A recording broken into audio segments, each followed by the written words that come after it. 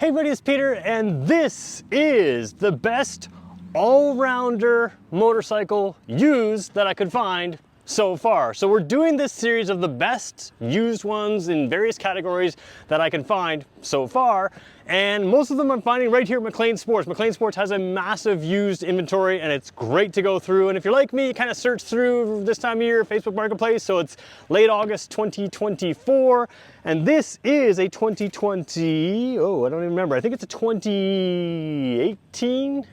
Maybe 2017, Kawasaki Versys 1000. And because of what this bike is and because it's used, it's a tremendous value in an all-rounder. So I'm gonna talk about what an all-rounder is, why it's such a good value. We're gonna compare this sort of to a new one, and we're gonna talk about if this kind of thing is best for you. So let's get going with that review. So people categorize motorcycles in a whole lot of different ways, and used bikes are different than new bikes. So to me, if you have new bike money and want to buy a new bike, you buy exactly what you want. If you're searching for used bikes, you may have to be open to a variety of brands, a variety of styles that allow you to find the best value for you. So when I talk about an all-rounder, the Versys really is a natural pick because Versys stands for Versatile Systems. Now this one in particular is really interesting to me because it actually shares the engine with the current model. This bike's only got about 15,000 kilometers on it, and by sharing the engine with the current model, you really end up with the most modern engine right here in this bike, but it has a lot of features missing from the current model that I think make that bike more expensive and maybe take it out of the class for some people looking for a bike just like this. So the Versys in Canada, and I believe in the United States as well, the Versys 1000 does not have what used to be sort of like a midline model, sort of between the Versys 650 and the current Versys 1000. It only has things like electronic suspension. It's got like cornering lights up here that kind of light up more and more as you turn over. Some of those things are things that people don't necessarily need, and this bike has, again, same engine, same heart, but without some of those electronic features, but still has them in a more manual way. And I think that makes this a tremendous value. So an all-rounder should be able to do just about everything, and that's what this one's for. Let's keep going with this review. So if you've seen my videos before, you know I love to start at the front wheel because it talks about the manufacturer's intent for a bike. So what you have here is a bike that looks like an adventure bike, and then there's a little bit of trick being played as well. These are Bridgestone Battle Axe adventure tires, even though this is not an adventure bike. Now these adventure tires are far more street oriented. I don't consider this to be an adventure bike. So if your idea of versatility is an adventure bike, there will be other options. To me, this is a do everything on-road bike, and you have some nice things going on here. First of all, the dual discs out front here. You have, I believe, yep, you have the ABS ring right there. Yeah, and the KRTC traction control. So what you're ending up here is, the KTRC. There's two levels of traction control with Kawasaki. There's the basic one and there's the more advanced one that's more precise and just better overall. This one has that, so does the new bike. So you have that advanced traction control here. You have the 17-inch style, or 17-inch tires front and rear, so you can put any level of tire on this. It's the same size as many sport bikes, so if you want a more adventure style tire like maybe this one is, or if you want a more sport style tire, you can do what you want. But you have the regular sizing here, and you know, just the standard rims here. So you don't have any spoked rims like you would have on an adventure bike, but you do have the upside down forks here. Now these are adjustable suspension. On the latest version that you can buy of the Kawasaki, it's electronically adjustable, and it actually, you know, feels the road out kind of thing and smooths the road as you go. It has some anti-dive stuff built into the technology because they're electronically controlled. This one is traditional suspension, but you still can adjust it so you can make it fit whether you're you want to make it fit your weight, your size, your gear, you and a passenger, or just your riding style. You can still adjust it up. You just have to do it manually, and you don't let the computers do it for you, which a lot of people are going to like. Staying with the front of this bike here, the older style, the previous generation Versys looks very similar to the current one, but you do notice some different lighting in here. These are incandescent bulbs, not LED lighting. Now they've solved that by putting on the Kawasaki accessory LED lights. Now these LED lights, you could aim them wider, so you could set up your accessory lights to give you more width when you have them on, or you can have them sort of complement your headlights and you have more LED light down the road. Lots of things you can do. So while the current bike has LED headlights and LED cornering lights that again turn on when you lean, you can put on the accessory lights and basically light up the same part of the road that you want without having to get the newest model, which for some people is going to be a nice option.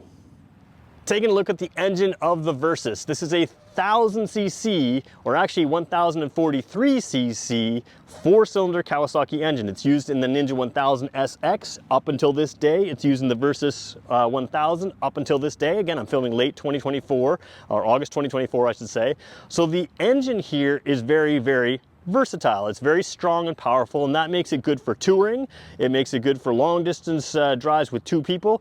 It's a little bit sporty too. Like I said, you have it in that Ninja 1000, so it's tuned differently in the Ninja 1000 than it would be in the Versys 1000, but you still have a reliable long-term engine that is still current this day, even though this bike is a few years old. When you sit across the Versys, you really start figuring out that this is a versatile bike and the best all-rounder is what I've called it. So at least the best all-rounder I could find and use. So what you have, first of all, is a bike that can kind of compete with something like a Goldwing. Now we talked about that when we did the sport touring used bikes that we found, and there was the BMW R1250 RT, which again is similar to this bike. I would argue that the Versys is in a complicated class. There are things like the Tracer 9 GT that I think are a little sportier. There are things like the more expensive, but that BMW that I mentioned, which again, being more expensive, it's more of a luxury tourer. But you have the sort of basic benefits all here in this bike. While this isn't the sportiest in class, I think for the average sport touring type rider, they're probably not going to ride any sportier than what this gives you. So you have that advantage. If you're more of a long distance cruiser kind of rider, this thing's perfect. And you have a very large back seat. You can throw on a top box back here so you can have a comfortable backrest for your passenger and all the lockable gear that you need. Being versatile, you can take these off, you can treat it more like a regular sort of sport tourer and without the bikes. Like I said, you've got the adjustable suspension, and the seating position here is comfortable all day long. So a lot of people gravitate to a cruiser for long distance riding, to something like I said, the Goldwing or that kind of thing. While this isn't super, super sporty for a sport tourer, it's kind of in that sport tourer class. And again, it has an engine that is capable of being very sporty, and I think it's overlooked in the class. It may not be the best overall in the class, but that helps you get a great used value because it's just kind of one of those bikes that's plugged along the way. People that own these things love them, and that's part of what makes it lovable is the fact that it is so versatile. Now I will say that this windshield here is an aftermarket windshield. It is adjustable without tools, it looks like to me, or sorry, adjustable with tools, it looks like to me, unless, nope, yep, you can adjust on the outside. So it is adjustable on the front side of the windshield, so you have to stop, unscrew the screws, you can move it up or down. It looks to me to be in an upper position, but this is an aftermarket windshield, a give you windshield, so it is something that's going to be a little benefit to you. I think it's going to be a little bit wider and a little taller than the standard shield, which again, part of the benefit of buying used. So let's get full view here. We are just under the seat in front of the saddlebags. We're zooming right into, you can see the little red suspension, or at least the spring there, and you can see the preload adjustment. Now, one of the things that the newest Versys has is electronic preload. It has a few different settings for a single passenger, two passengers and their luggage, that kind of thing, and it's an electronic setting. The reality is you really have the same benefit here by just spinning that knob when you set on a passenger to remotely adjust your preload. So you still have some of the features of the new bike, they're just not electronic, and for some people that may be a benefit, but it's definitely something that's going to save you some money because you cannot get a brand new Versys 1000 without that electronic adjustment. You have to buy the electronic adjustment. If it's not something that matters to you, you're getting the same feature here, you just have to do it manually. One other thing we'll look at here as we go a little wider here is you have saddlebags that are removable. One of the things I like about versatility in a saddlebag is it should fit your helmet. These do. It should be quick release from your bike. These are, and it also should be lockable, which of course these are lockable on the bike and lockable closed. So the other thing that's nice is you can use your standard key from the motorcycle with these. Basically, if you have your key with you, if it's not in here, then the bag is locked and locked to your motorcycle. So that's kind of nice to have if you wonder if you locked those bags. If you've got your key with you, it's locked, and then it's locked to the motorcycle.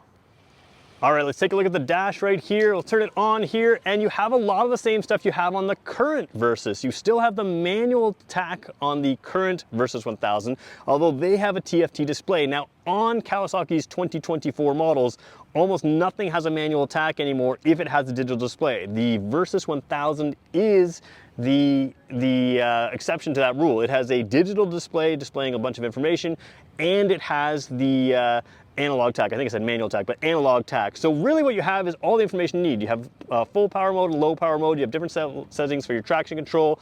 You've got the odometer, the basics, fuel level, speedometer, gear indicator. Everything's all there. The reason you have the digital display is for things like the electronic suspension and those kind of things, and it just modernizes in the new one. The other thing you'll see if we look to the right here, we're going to turn the bike off right now. You've got the 2 ports, one on this side and one on the other side. You can put a USB port or a 12-volt port in, one on each side. So you have the ability to add your GPS unit if you want it in here, and that makes it kind of nice. And then you have sort of the basic controls that they're still using on many of their bikes. In fact, this is identical to my 2022, which is identical to the 2024 Kawasaki Z900 RS. That's what they use on there, on the Z900s in general. They use the same control here. So you have a little trigger over here to flash your high beams, high and low beam right there, signals, horn, hazard lights, and then you have a selection switch for your up and down for various things.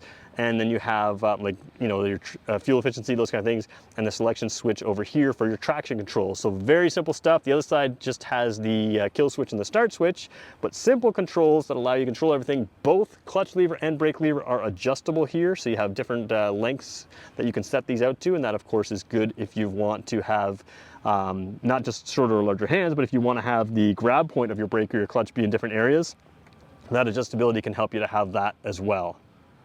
So why have I chosen this as the most versatile, or the best used, most versatile bike out there? Well, basically, or the best all-rounders, I think, how I termed it. Basically, the way I see this bike is Kawasaki, in my mind, made a mistake by having such a big jump from their current Versys 650 to this Versys 1000, or the 2024 Versys 1000, by adding so much technology. There's a big price gap between the 650 and the 1000, and I think a lot of people are still looking for this kind of thing. They don't need some of those electronics. They don't need the cornering lights. They don't need the electronic suspension, a few other little things that come with that. And what that does is it leaves this bike in a unique spot where this is what people are actually looking for in sort of that Versys lineup, but it's not available new anymore. So this becomes something that used is less than half the price of a new one. And I'll let you check the link in the description for pricing, because pricing can always change, but less than half the price of a new one. It's only got 15,000 kilometers on it. And for a lot of people, it's everything they want and without the things they don't want. So for me, if you like the idea of doing long tours like you would do on a Goldwing, this can do it. If you like the idea of sport touring, this can do it. If you like the idea of just zipping around town, your tall seating position, your ability to have the hard lockable luggage means you can go from store to store to store, lock stuff on the bike and be good to go. And again, that 1000cc engine, it'll take you all day, whether you're 1 up, whether you're 2 up, whatever you want to do with this bike. It's a really versatile bike. It's a good all-rounder, and that's why, being a good all-rounder, maybe not the best. There are other bikes out there that you know, maybe beat it in various ways, but great all-rounder along with a great price, because it's not the most desirable bike in class maybe. That makes this the best used all-rounder I could find so far. So there you go. If that suits you, it's sitting here at McLean's right now. This is late August 2024.